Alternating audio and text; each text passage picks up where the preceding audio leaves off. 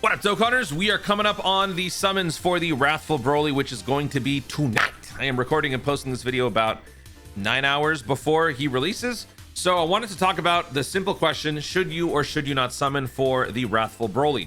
You are clicking on this video because you want to know what I have to say about the whole thing. If you already know your answer and how you feel, then by all means, do whatever you gotta do. You do not have to listen to my advice. I am just giving you my feelings on the subject, but if you disagree, that is totally fine. That being said, let's jump in. Should you or should you not summon? You should not summon. Outside of the free tickets, I do not think that you should be summoning for the TEQ Wrathful Broly.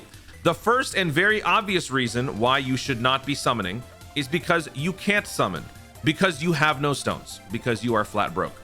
We have had too many insane banners recently where most of you have probably spent your stones. And I even said that I think that it's worth a few summons on the new Tanabata banner for the Gogeta and the Frieza.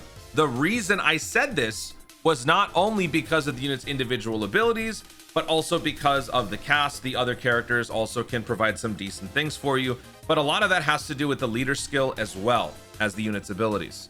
So leading into the first criteria, the leader skill, the Broly does not measure up.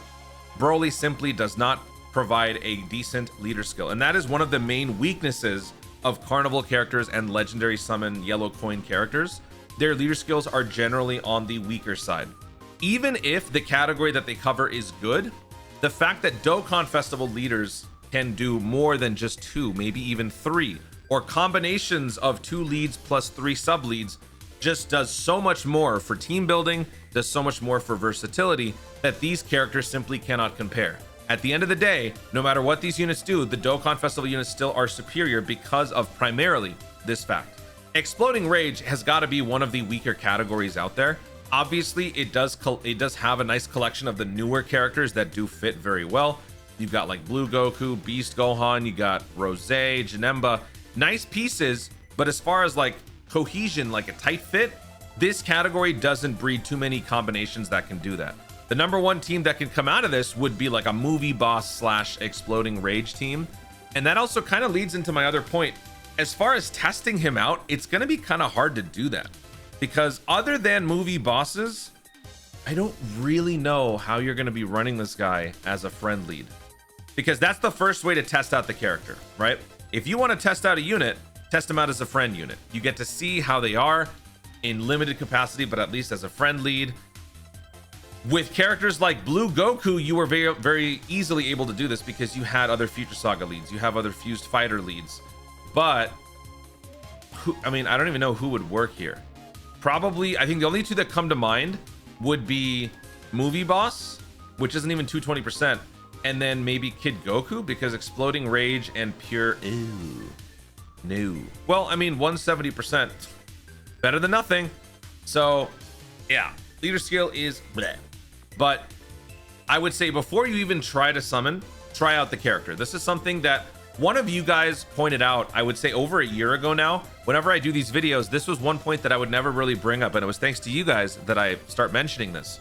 The best way to see for yourself how a character is to try it out as a friend lead. So if you've got a bunch of movie boss Broly characters, run them as your team and then bring this guy as your friend lead, and you can still run with great synergy, a little bit less stats, but still great synergy, and you can see for yourself on long form events, short form content, how this unit compares. Because that is the other reason why I don't think this character is worth summoning. This character is currently being called the quote-unquote Festival Killer, which is the same title that the Int Hit was given back during Golden Week, which is true. This unit is a stacking extraordinaire, even better than the Hit in the sense that you are able to get permanently stronger every time a super attack is launched in your direction. That goes a long way when you consider a 50 phase battle where the turn count is averaging around 40, 50, 60 turns. This is going to add up to an insane degree. So this guy is going to definitely carry you. Well, I mean, carry is, yeah, it's going to do a great amount of productivity for you on festival battles. But outside of that, what else is it going to do for you? What other events are you trying to clear? So really take some time to consider what are the things that you're trying to do in this game right now. And if it is just festival battles, is it worth the time? Is it worth the trouble to summon and maybe not even get the character? That's important, because again, We're coming off of GDC. We're coming off of GDC EX. We're coming off of new Tanabata. And now this is the time to be saving up and waiting for the 11th anniversary. The 11th anniversary is 5 months away, 5.5 months away. And yes, it does look pretty bleak for the rest of the year, but that's typically how it does. But also, there are going to be some other things that they have to release in between now and the 11th anniversary to keep the fandom interested. I'm sure they are aware that things are looking pretty bleak in general towards the end of the year, because that's normally what happens.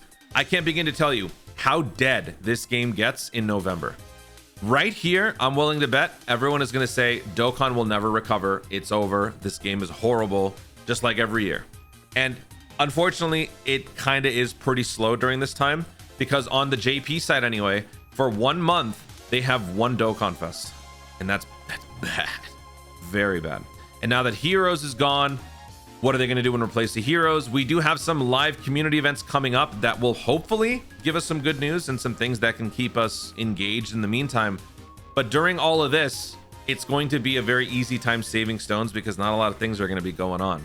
So you could either use that as justification to summon for the Broly, or what I would say is probably better is to begin the saving process by not summoning, because it's just not worth it. And I haven't even tested out the character yet myself, but I just feel like this guy is just Hit 2.0. Hit is a character that is very good. Released back during Golden Week in April, end of April, this unit was very, very good. And this unit can obviously carry through Festival of Battles, but since then, nobody talks about wanting that hit. Not many people anyway. When this banner came out, I didn't see too many people be like, oh yeah, Hit's coming back, let's go. A few people did, to be fair, but not a lot of people are clamoring to get that hit. And I don't think that it's worth picking up that hit with coins if it's just for Festival of Battles and nothing else. If you like the character, if you're going to use the character on other events, sure. But besides just Festival of Battles, I don't think so. But again, it's up to you. There is a mission now that we're going to be getting during this Festival of Battles, this new Festival of Battles mission, where you have to clear with an extreme AGL, an extreme tech, and an extreme int all on the same team. That one is going to be pretty difficult, because at the moment I can't think of too many options for that mission. The Broly fits it, yes. The Frieza is a great option. Legendary Super Saiyan Broly TUR is one of maybe only 2 options that you could probably bring. Other ones that I could think of would be like TEQ Super Saiyan Vegeta from the Android Cell Saga. He's extreme, believe it or not. AGL Scouter Vegeta from the Namek Saga. He would also be good. And then the other one would be Int Hit. Besides those, and then the ones that I just mentioned here, I don't think that there are too many other options. You could also try running a Rosé team with the free-to-play. I want to see if I can try to do some of those runs, but it's going to take a very long time. And that is going to be a pretty difficult grind, I will say. Even if you have the Broly, that might be difficult. But in all fairness, if the Broly is on your team, it might make that more bearable, because I'm just now realizing you could run this guy on a Super Boss team with the Rosé, the STR Rosé, and you could bring maybe a couple of those clone units, because the AGL one is a dodge specialist. The Int one is a scouter. Yeah, I don't know. We'll figure it out. That's for a separate video. But my point is, there's only a few limited things that I think that the Broly would be truly exceptional for. Outside of that, I think you can survive without it. The GDC units are so good still that they cover the spread on all remaining content. I don't think that this guy changes the game to the point where these guys are now relying on the Broly to get through things. This guy is huge for Festival of Battles. If you got him, that's going to make your runs a heck of a lot easier. I don't know how many extreme characters you could bring on this team per se. I mean, it would obviously have to be Future Saga, because Fused Fighters, there are really no extreme Fused Fighters. Fusion Zamasu is Future Saga. Hellfighter 17 is Duty. And, okay, Golden Frieza Gogeta. But actually, I don't think I've run him on Festival of Battles. So, yeah, my point is, GDC units are still good. You don't need new characters. This guy's limited in his value, so don't summon. Wait a couple of days. Use your free tickets, your 14 free tickets from Dokkan Special Day. And yeah, it's not GSSR, but it's still something. If you happen to get it, great. If you don't, not a big deal, because there's going to be a community event happening here So in the part 2 of the next month's block, so after this new Tanabata part 2 concludes, we will jump into the Autumn Dokkan Festival. After part 1 is done, part 2, once that's underway, there will be a JP live community event. We will get some interesting information about stuff coming up, probably something to do with the Halloween time, maybe even Heroes, or what they're going to be doing with Heroes moving forward in the November block. And then there's going to be another community fest for JP at the end of the year during the Holiday Dokkan Festival actually on Christmas, December 25th in Japan. So it'll be the 24th for me in my time zone. They'll be doing another community fest, and there they will go over probably stuff having to do with not only New Year's, but even the 11th anniversary. So if you really want to if you're trying to look out for something exciting to hold on to, I would say in 3 months, something major will be announced. So do your best to hold on until then, but hopefully this gave you enough perspective on the current situation. Nah, don't do it.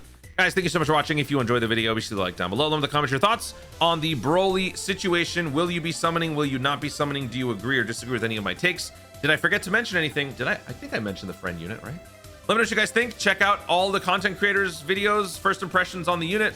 You can see what everyone has to say. Ask your friends about it. But besides that, what do you think? Let me know in the comments down below. Also, be sure to subscribe for more Dokkan content in the future and click the notification bell so that you, the YouTube, know you want to see more of myself doing. Thanks again. Stay tuned and remember to Dokkan responsibly.